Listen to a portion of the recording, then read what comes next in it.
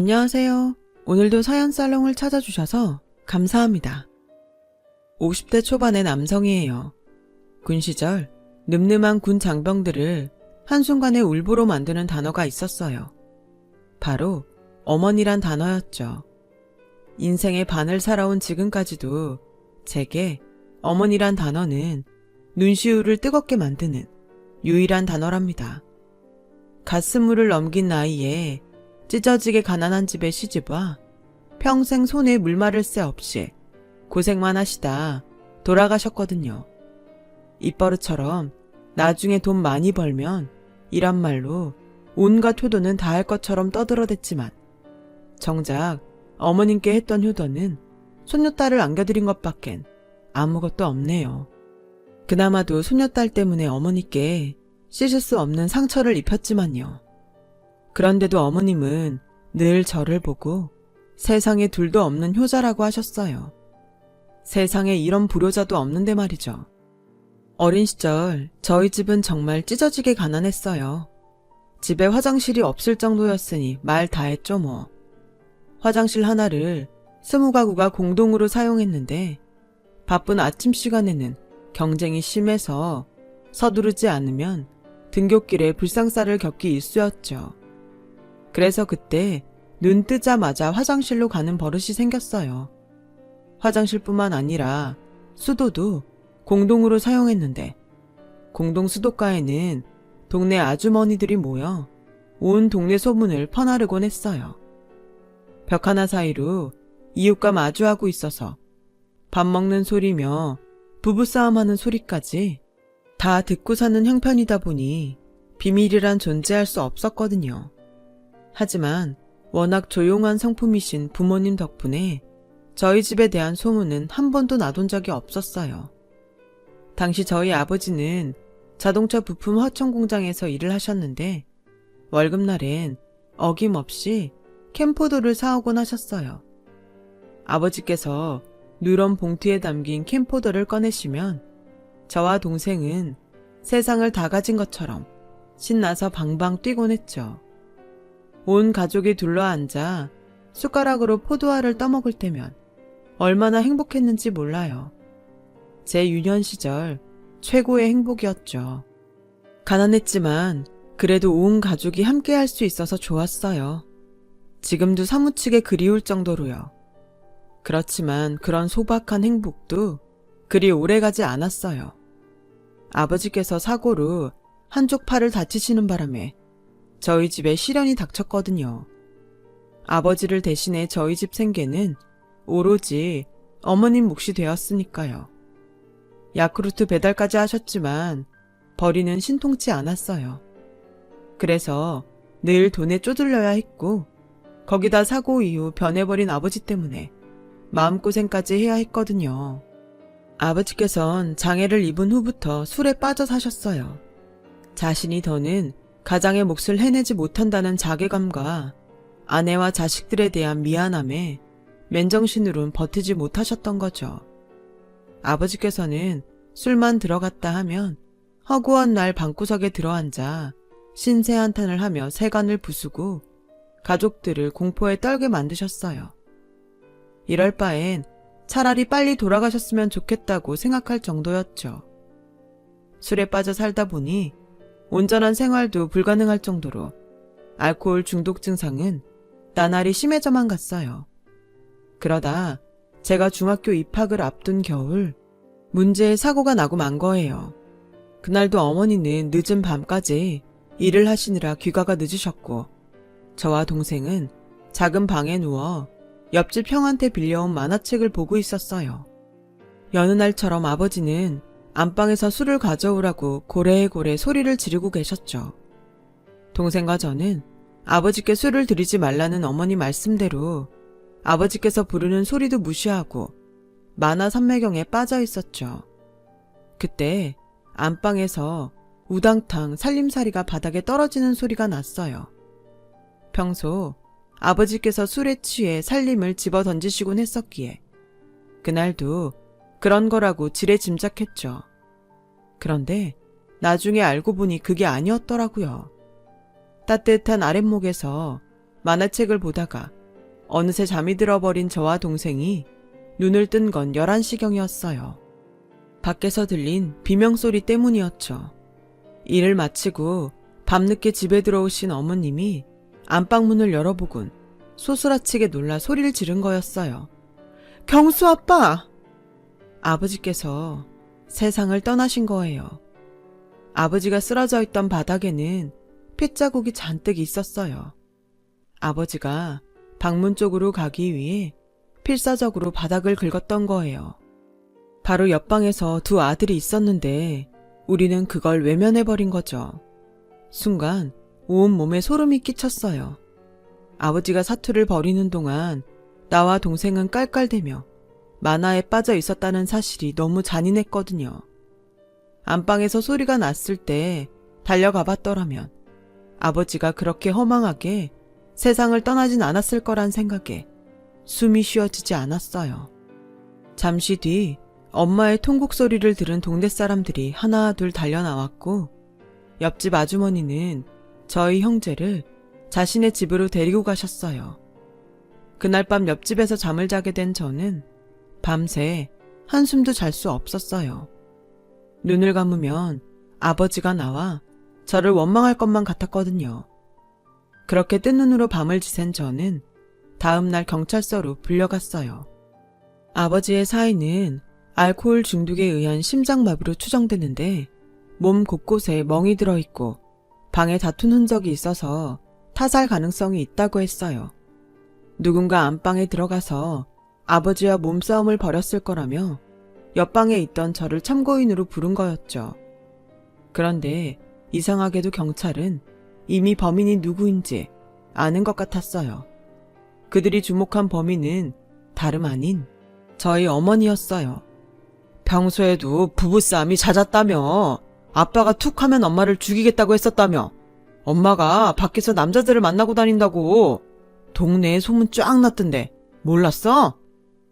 우리 엄마는 그런 사람이 아니에요. 아빠가 술을 많이 드셔서 못 드시게 하니까 아빠가 홧김에 그러신 것 뿐이라고요. 잘 알지도 못하면서. 하지만 경찰은 제 말을 들으려 하지 않았어요. 어머니는 느닷없는 남편의 죽음에 슬퍼할 겨를도 없이 남편을 죽인 범인으로 몰렸어요. 그래서 한동안 경찰 조사를 받아야 했죠. 거기다 말도 안 되는 소문까지 퍼지는 바람에 동네 사람들한테 의심의 눈초리를 받아야 했어요. 불과 얼마 전까지만 해도 친척보다 더 가깝게 지냈던 사람들은 아버지의 사망 사건 이후 저희 가족을 냉랭하게 대했어요.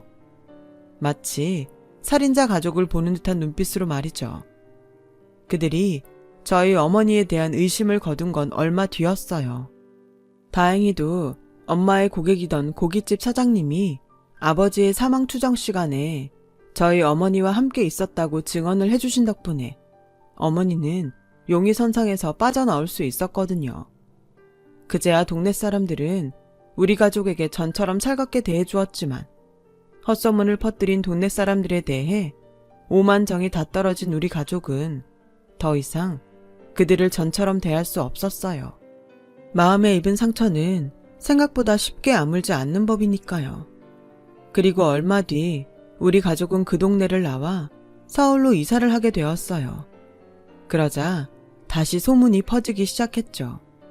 남편 죽고 받은 사망보험금으로 팔자 펴서 서울에 집을 샀다는 말도 안 되는 소문이었죠. 대꾸할 가치도 없었어요. 우리 식구들을 볼 때마다 뒤에서 수군대는데 정말 역겹더라고요.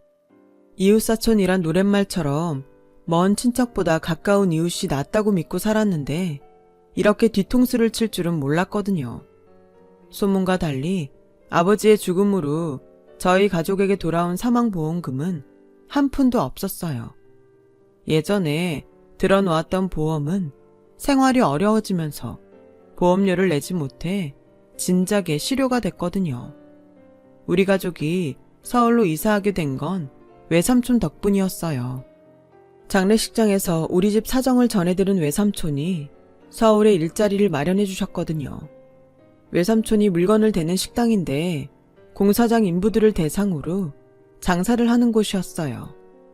일도 고되고 새벽부터 장사 준비를 해야 하는 곳이었지만 대신 벌이가 지금보다는 나을 거라고 했어요. 어머니는 식당 일을 해본 경험이 없어서 처음엔 걱정을 했는데 막상 시작하고 보니 주인 아주머니도 좋고 금방 일에 적응해서 그 후로 10년 가까이 그곳에서 일을 하셨어요. 하지만 무척이나 고된 일이어서 온 몸이 성한 곳이 없었죠. 무릎과 허리는 물론 손 마디마디마다 류마티스로 고생을 하셨거든요. 밤마다 어머니가 끙끙 앓는 소리를 자장가로 들을 정도였죠. 정말 고생이 많으셨어요. 서울에 올라와 가장 놀랐던 건 바로 집이었어요. 화장실도 따로 없는 집에 살았던 터라 집안에 화장실과 주방이 딸려있는 집이 엄청 신기했거든요. 반지하긴 해도 감지덕지한 곳이었죠. 어린 저의 눈으로 봐도 서울은 역시 서울이더라고요. 차도 많고 집도 많고 사람은 또 어찌나 많은지 잠시만 한눈을 팔면 길을 잃기 십상이었어요. 저보다 3살 어린 동생에겐 더더욱 그랬죠. 그래서 집 밖에 나갈 때면 저는 동생 손을 꼭 잡고 다녔어요. 혹시라도 놓치면 찾을 수 없을 거란 두려움 때문이었죠. 밤낮 없이 일을 하느라 바쁜 어머니를 대신해 제가 할 수 있는 일이라곤 동생을 돌보는 일뿐이었어요. 그러니 더욱 동생의 손을 놓을 수가 없었어요. 한창 엄마 손이 필요한 나이였던 동생은 제가 만들어주는 서툰 음식과 보살핌을 받으면서도 밝고 건강하게 자라주었어요. 녀석은 공부도 잘해서 성적표를 받을 때마다 지친 어머니를 웃음 짓게 해주었죠. 그때 결심했어요. 제 동생은 공부를 시켜야겠다고요. 저는 어차피 성적도 좋지 않았고 대학은 생각도 안 왔던 터라 아예 일찌감치 공고에 진학해 블루칼라로 사회생활을 시작할 생각이었어요. 그런 제게 어머니는 왜 힘든 기름밥을 먹으려 하냐고 눈물을 훔치셨지만 저는 이게 천직이다 싶었어요. 저희 아버지가 그랬던 것처럼 저도 자동차 모터 돌아가는 소리만 들어도 심장이 뛸 정도로 기계가 좋거든요. 그래서 어머니를 설득했고 반대하던 어머니도 결국 제 뜻을 따라주셨죠.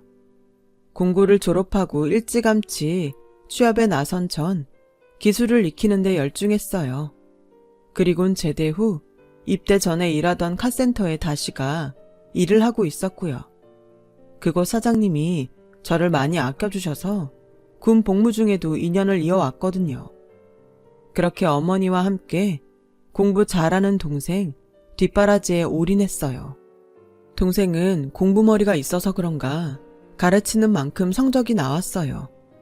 그래서 없는 살림에 학원에 과외까지 시켜가며 명문대에 보냈고 졸업 후 대기업에 취직을 했어요. 동생의 취업 합격 소식을 듣던 날 얼마나 울었는지 몰라요. 마치 제 자식이 합격한 것처럼 그렇게 좋을 수가 없더라고요. 그런데 그때부터였던 것 같아요. 더 이상 동생의 뒷바라지도 할 필요가 없어지자 마치 제 인생의 목표가 사라진 기분이 들더라고요. 그래서 카센터 일도 소원해지고 안 하던 실수도 하게 되었죠. 그러자 하루는 카센터 사장님이 저를 따로 부르시더라고요. 내심 그만두라고 하는 게 아닐까 걱정을 했는데 오히려 그 반대였죠. 이쪽 일만큼 실력으로 승부할 수 있는 것도 없어. 너도 이제 네 인생 살아야 할 거 아니냐. 나도 시골에서 기차표 한 장 사들고 서울 와서 맨손으로 이 자리까지 왔다. 버는 족족 시골 동생들 학비로 보내고 부모님 건사하고 살다 보니 이 나이 먹도록 장가도 못 가고 이 모양이다. 내가 공부시킨 동생놈들은 대학까지 나와 시집장가도 갔는데 말이야. 인생 참 무상하더라. 충식아, 넌 그렇게 살지 마라. 널 보면 날 보는 것 같아서 속이 쓰려. 3년만 더 죽어라. 내 밑에서 일해라. 그럼 내가 분점 하나 떼어줄 테니까 내 미래를 위해 3년만 투자해봐. 사장님의 진심 어린 말씀에 참았던 눈물이 터져 나왔어요. 대가를 바라고 동생 뒷바라지를 한 건 아니었지만 아침에 넥타이 메고 출근하는 동생을 보니 제가 그렇게 초라해 보일 수가 없더라고요. 동생 방에 있는 영어 서적들과 뜻도 모르겠는 전공 서적들을 볼 때마다 대견하면서도 한편으론 부러웠거든요. 그걸 숨기고 살았는데 사장님은 이미 제 마음을 알고 계셨던 거죠. 그래서 사장님 손을 잡고 한참을 울면서 그랬습니다. 감사하다고. 앞으론 제 자신을 위해 제대로 살아보겠다고 말이죠. 그렇게 희망이 생기자 다시 전처럼 삶의 의욕이 생기더라고요. 내 이름으로 된 번듯한 카센터 하나만 장만한다면 세상 부러울 게 없을 것 같았어요. 그래서 죽어라 일을 했어요. 그렇게 3년이 지나자 사장님은 약속대로 제게 2호점을 내주셨어요. 물론 온전한 내 가게로 만들려면 앞으로 몇 년간은 빚을 갚아야 했지만 그래도 사지육신 멀쩡한데 뭐가 걱정인가 싶었죠. 그렇게 열심히 제 카센터를 꾸려가던 어느 날 젊은 여자가 중형차를 끌고 찾아왔더라고요. 접촉사고가 있었는지 범퍼도 내려앉았고 스크래치도 꽤 있었죠. 견적을 뽑아보니 200만 원도 넘게 나왔어요. 그러자 여자는 울상이 돼선 바닥에 철퍼덕 주저앉아 울더라고요. 친구 차를 빌려 타고 나갔는데 엄마가 병원에 실려갔다는 전화에 정신없이 달리다가 전봇대를 들이받았다고요. 당장 엄마 병원비 마련할 일도 걱정인데 200이라는 돈을 어디서 마련할지 눈앞이 캄캄하다고 말이죠. 그래서 친구한테 사정을 말해보라고 했더니 정색을 하는 거예요. 친구가 알았다간 자긴 죽는다고요.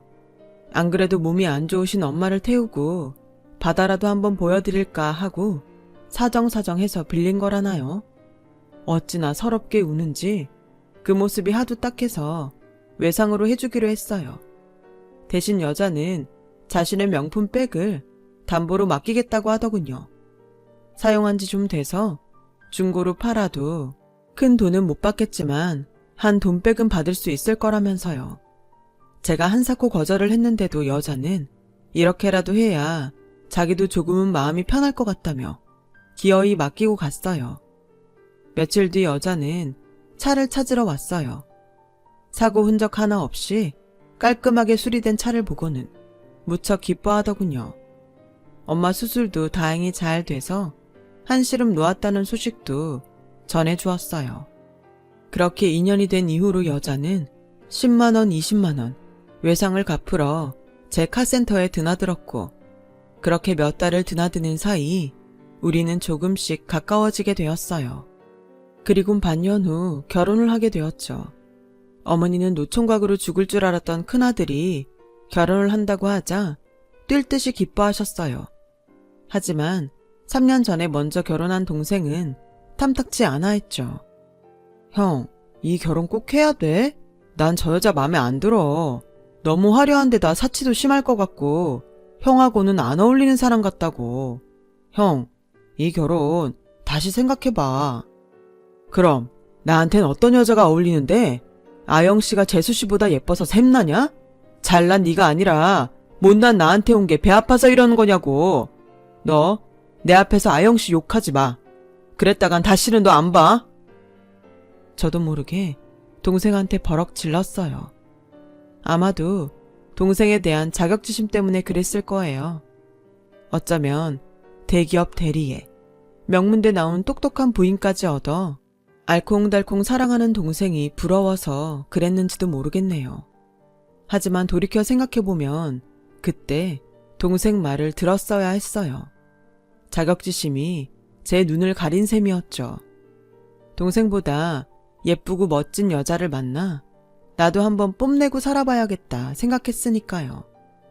아내의 본 모습을 알게 된 건 신혼여행에서 돌아온 직후였어요. 어머니께 인사부터 드리러 가자고 했더니 짜증을 내며 피곤하니 다음에 가자고 하는 거예요. 어머님이 음식까지 차려놓고 기다리고 계신다는데도 막무가내였죠. 결국 아내는 신혼집으로 가고 저만 혼자 어머님 댁에 갔어요. 어머님께는 아내가 신혼여행 내내 몸이 안 좋아서 집에 데려다주고 혼자 왔다고 거짓말을 했죠. 어머니는 제 아내 걱정을 하시면서도 내심 서운한 눈빛이셨어요.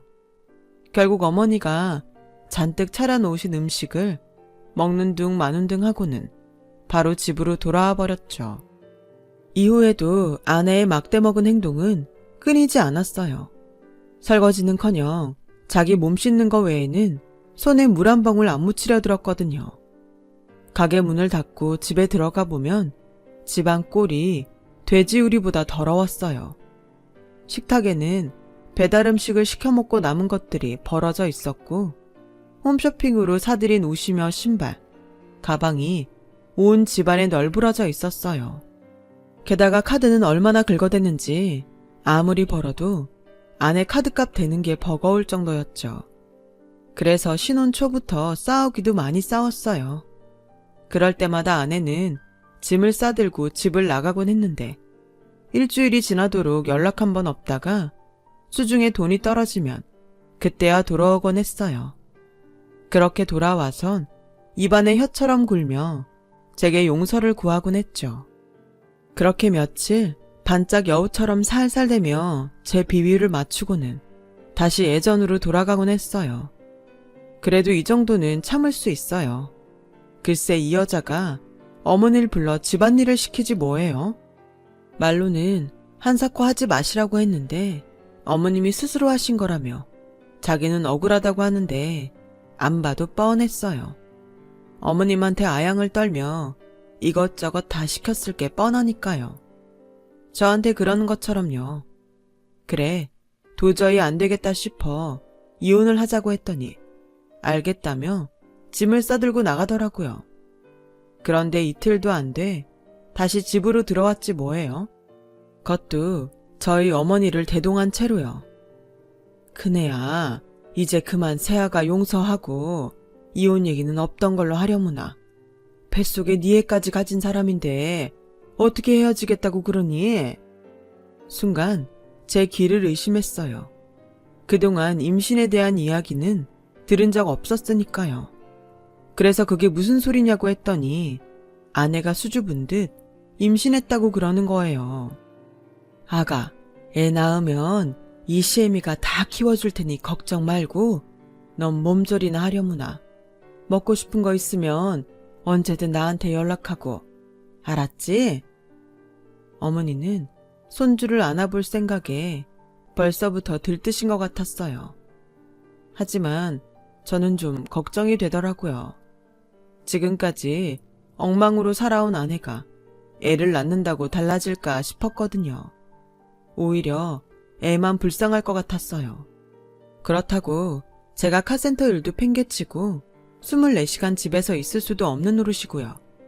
그랬더니 아내가 불쑥 그러는 거예요. 어머님, 그래서 말인데요.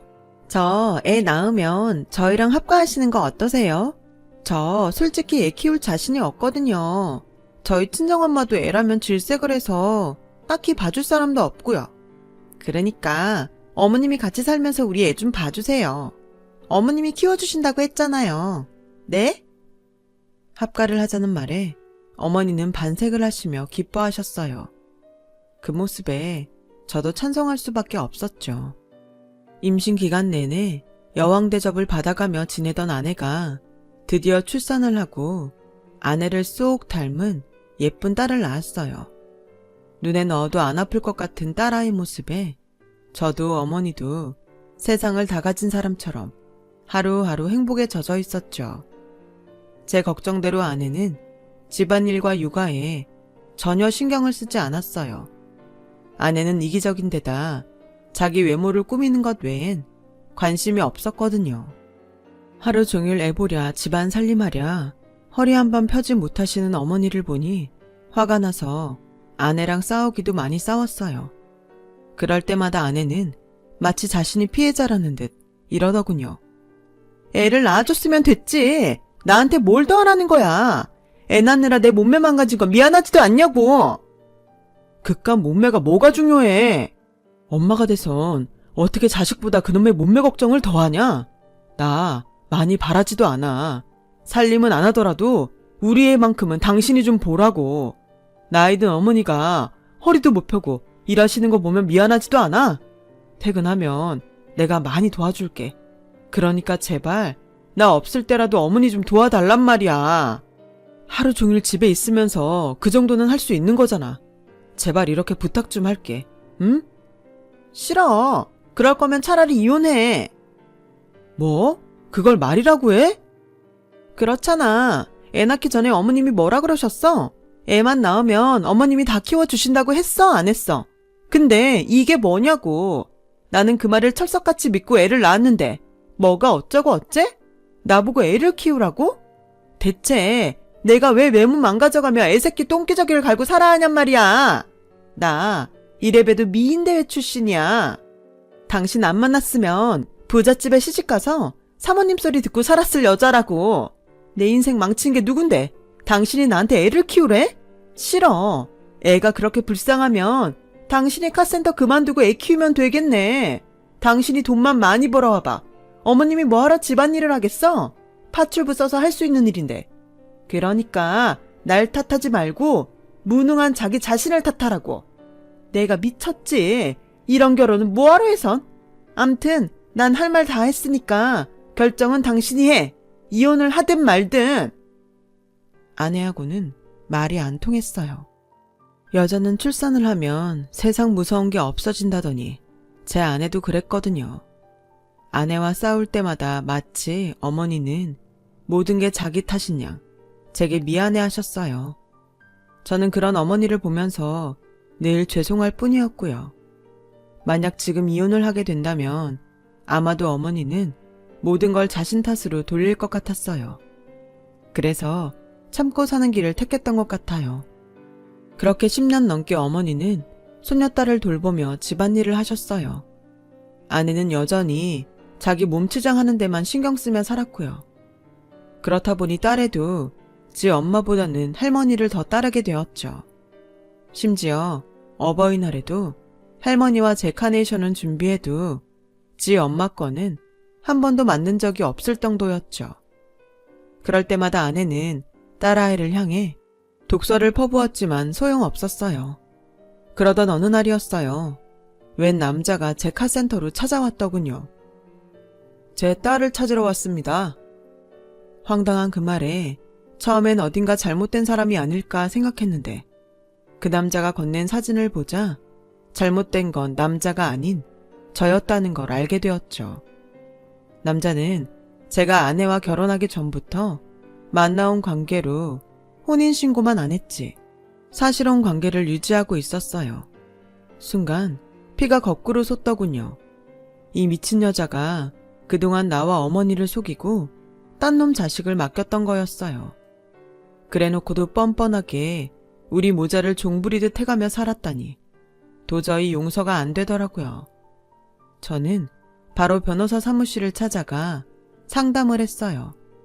가방끈 짧은 제 머리론 어떻게 해야 할지 모르겠더라고요. 변호사 말로는 남의 아이를 임신한 상태에서 혼인을 한 건 아니라서 혼인 취소 청구는 불가능하고 대신 배우자를 둔 상태에서 외도를 통해 임신을 했기 때문에 이혼 사유는 충분하다고 하더군요. 다만 이렇게 되면 딸아이와는 영영 이별을 하게 되는 거였어요. 물론 피 한 방울 안 섞인 남의 자식이기는 하나 10년 넘게 내 딸로 살아온 애를 버릴 수는 없었어요. 특히 저희 어머니와는 워낙 관계가 돈독했기 때문에 걱정이 되더군요. 그래서 그날 아내 몰래 어머니한테 이 얘기를 했더니 펄펄 뛰셨어요. 제 예상대로 괘씸한 며느리는 용서할 수 없지만 소녀딸만큼은 절대로 내줄 수 없다고 하시더군요. 그리고는 딸의 친부를 찾아가 당신이 부탁을 해보겠다고 하셨어요. 애초에 딸아이한테는 관심도 없이 제 아내에게 복수를 하겠다는 마음만 가지고 있었던 남자는 제 어머니의 간곡한 부탁에 친권을 요구하지 않겠다고 각서를 써주었어요. 각서를 받은 우리는 바로 이혼 소송에 들어가게 되었죠. 아내는 끝까지 자신의 잘못을 뉘우치지 않고 오히려 딸아이를 볼모로 협상을 하려 들었어요. 좋아.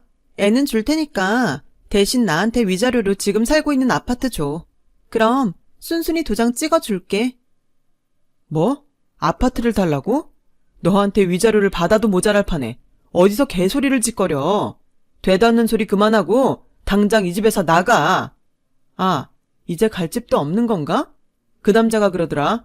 너하곤 다시는 엮이기 싫으니까 내가 갖다 버리든 마음대로 하라고. 넌 이제 낙동강 오리알이야. 그런 주제에 어디서 까불어?